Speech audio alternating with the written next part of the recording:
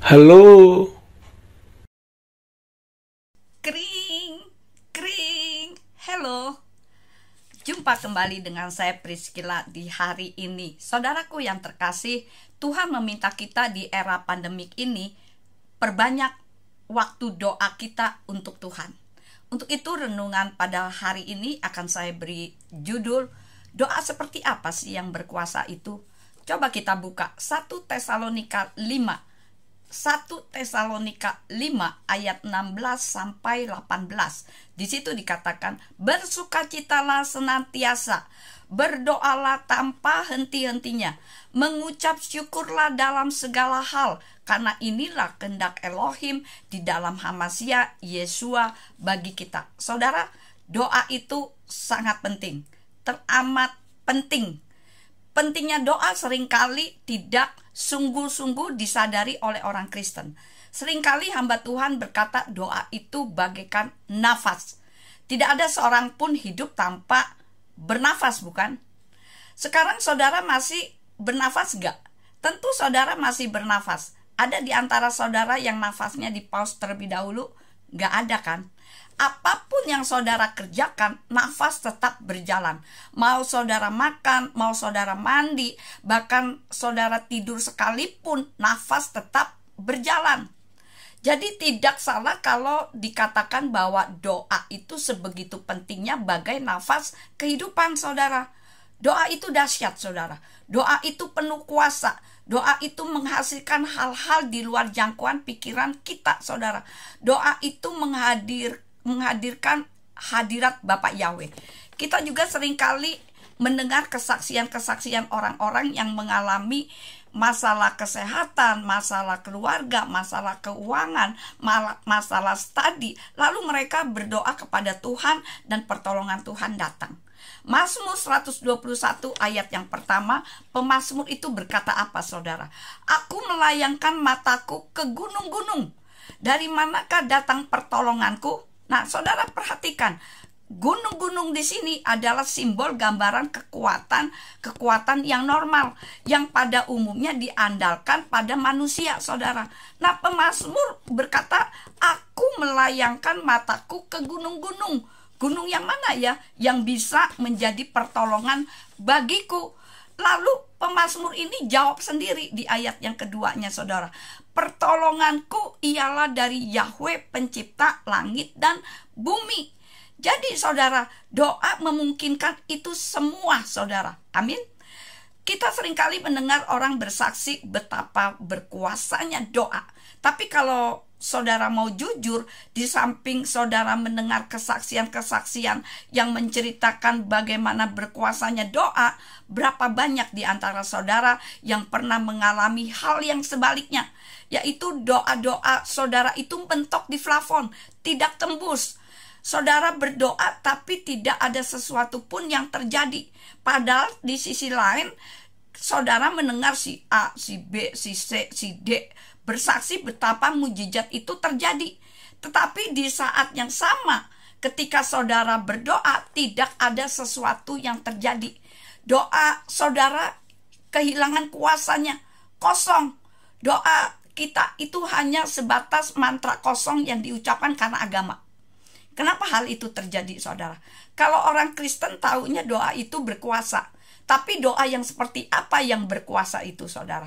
Kalau saudara doanya hanya lip service saja, jangan harap doa saudara itu berkuasa saudara. Hanya doa-doa tertentu yang sungguh-sungguh mengandung kuasa. Nah, doa seperti apa itu saudara? Ini yang mau kita pelajari pada hari ini. Yang pertama, doa yang berlandaskan firman Tuhan. Coba kita buka Yohanes 15 ayat yang ke-7. Di situ dikatakan, jika kamu tinggal di dalam aku dan firmanku tinggal di dalam kamu, apa saja yang kamu ingini, kamu dapat memintanya dan hal itu akan terjadi kepadamu. Wow, luar biasa saudara. Tuhan bilang apa saudara? Minta apa aja. Kira-kira menurut saudara Tuhan itu lebay gak sih saudara? Berlebihan gak sih Tuhan kita itu? Gombal gak sih Tuhan itu saudara? Waktu Tuhan bilang minta apa saja, Tuhan itu sadar gak ngomong seperti itu, saudara. Atau Tuhan sedang terbuai suasana dengan murid-muridnya, lalu dia janjikan, janji kosong, atau sebaliknya Tuhan serius dengan kata-katanya, saudara. Tuhan bilang, minta apa aja, kamu pasti akan terima. Tapi ada syaratnya, saudara. Syaratnya apa? Tuhan bilang gini, saudara, jika kamu tinggal di dalam aku. Apa artinya tinggal di dalam aku? Gampang, saudara, sederhana. Jangan keluar dari jalur Tuhan. Kan banyak orang Kristen 1-2 hal kemudian keluar dari jalur Tuhan. Betul nggak, saudara? Betul, saudara. Banyak orang seperti itu. Karena karir, orang bisa jual Tuhan. Karena pria atau wanita, bisa jual Tuhan. Karena uang, bisa jual Tuhan. Banyak kan orang yang demikian, saudara. Nah, saudara jangan seperti itu. Apapun yang terjadi dalam kehidupan saudara, jangan pernah jual Tuhan. Amin. Jadi ada 2 syarat, saudara. Yang pertama, kamu tinggal di dalam aku.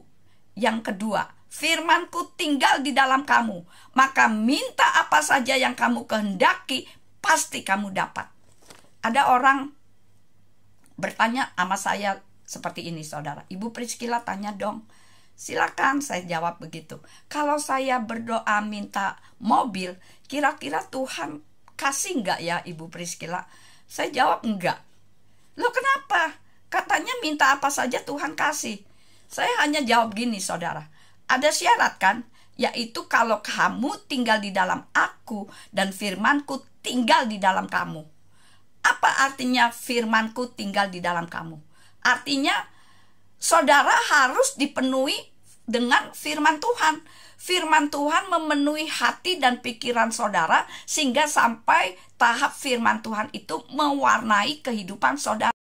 Jadi saudaraku yang terkasih, jika orang dipenuhi firman Tuhan, maka segala sesuatu yang keluar dari mulutnya pasti bernuansa firman. Betul nggak? Jadi orang tersebut tentu tidak akan minta mobil, saudara. Kalau orang tersebut minta mobil, berarti tidak ada firman Tuhan di dalam dirinya. Yang ada hanyalah kedagingan. Kerja aja enggak kok minta mobil. Beli bensin, perawatan aja belum tentu bisa. Paham, saudara, apa yang saya maksudkan? Itu yang pertama. Sekarang yang kedua. Doa yang berkuasa dipanjatkan dengan iman atau percaya. Coba kita buka Markus 11. Markus 11 ayat 23 sampai 24, di situ dikatakan, sebab sesungguhnya aku berkata kepadamu bahwa siapa saja yang berkata kepada gunung ini, terangkatlah dan tercampaklah ke laut, dan dia tidak dibimbangkan dalam hatinya, melainkan percaya bahwa apa yang ia katakan sedang terjadi. Apa saja yang ia katakan itu akan terjadi kepadanya. Ayat 24. Oleh sebab itu, aku berkata kepadamu, segala apa saja yang kamu minta dengan berdoa, percayalah bahwa kamu sedang menerima dan itu akan terjadi kepadamu. Nah, saudaraku yang terkasih, iman itu penting, saudara. Iman itu membuat hal yang mustahil menjadi mungkin, saudara. Misal, saudara, ada 2 ruang besar dengan pintu tertutup, kanan dan kiri. Nah, di bagian kiri di pintu ada tulisan ruangan hal-hal yang mustahil. Artinya kalau kita buka di dalamnya adalah segala sesuatu yang mustahil bagi kita, saudara. Kemudian di sebelah kanan pintu itu tertulis hal-hal yang mungkin. Kira-kira bagi manusia lebih banyak hal yang mustahil atau yang mungkin, saudara? Untuk manusia lebih banyak hal yang mungkin. Sakit kanker, hal yang mustahil untuk sembuh atau mungkin sembuh, saudara. Maksud saya gini, saudara. Dalam hidup ini banyak hal-hal yang mustahil bagi kita. Betul nggak? Ada banyak pergumulan kita dengan kekuatan kita. Jika dengan kekuatan kita tidak mampu, saudara. Itu maksud saya, saudara. Jadi ruang-ruang hal-hal yang mustahil itu pasti penuh isinya, saudara. Kalau kita buka full dengan masalah rumah tangga, masalah uang, dan lain sebagainya yang mustahil bagi manusia, saudara. Kita buka ruang yang mungkin, isinya ternyata kosong. Sedikit, hampir tidak ada bagi kita, saudara. Tapi iman, ketika kita beriman kepada Tuhan, maka iman memindahkan hal-hal yang mustahil masuk ke dalam ruang hal-hal yang mungkin, saudara. Nah, kalau kita belajar percaya kepada Bapa Yahweh, maka apa yang mustahil menjadi mungkin, saudara. Itu yang kedua. Sekarang yang ketiga, saudara. Doa yang berkuasa. Doa yang dipanjatkan dengan sungguh-sungguh. Coba kita buka Yakobus 5. Yakobus 5 ayat 16 sampai 18. Di situ dikatakan, akuilah kesalahan seorang terhadap yang lain, dan saling mendoakanlah seorang terhadap yang lain, supaya kamu dapat disembuhkan. Doa orang yang benar ketika bekerja memiliki kekuatan yang besar. Elia adalah seorang yang sama alamiahnya dengan kita. Dan dia telah memohon dalam doa agar tidak turun hujan. Dan hujan tidak turun ke bumi selama 3 tahun 6 bulan. Dan dia berdoa lagi, dan langit memberikan hujan, dan bumi mengeluarkan buahnya. Jadi saudaraku yang terkasih, jika saudara berdoa, jangan dibuat main-main, saudara. Ketika saudara berdoa, kadang-kadang doanya itu hanya formalitas. Salah satu bukti doa cuman formalitas, saudara. Saya mau tanya sama saudara, jika saudara mau makan, doa dulu enggak? Tentu doa ya. Doa makan pagi, siang, malam, isinya sama enggak? Sama doanya, saudara. Artinya apa? Sudah menjadi kebiasaan, saudara. Doa isinya sama enggak apa-apa, saudara. Asal doanya dengan sungguh-sungguh. Itu yang ketiga. Sekarang yang keempat, saudara. Doa yang berkuasa. Doa dipanjatkan dengan senantiasa. 1 Tesalonika 5 ayat 17. Dikatakan, berdoalah tanpa henti-hentinya. Lukas 18 ayat yang ke-1. Berdoa dan tidak menjadi jemu. Ada yang tanya gini, saudara. Masa sih kita doa terus-menerus, Priscilla? Kan saya kerja, kan saya kuliah, dan lain sebagainya, saudara. Saudara, yang dimaksud doa tidak henti-hentinya itu bukan berarti harus duduk diam kemudian berdoa. Bukan itu, saudara.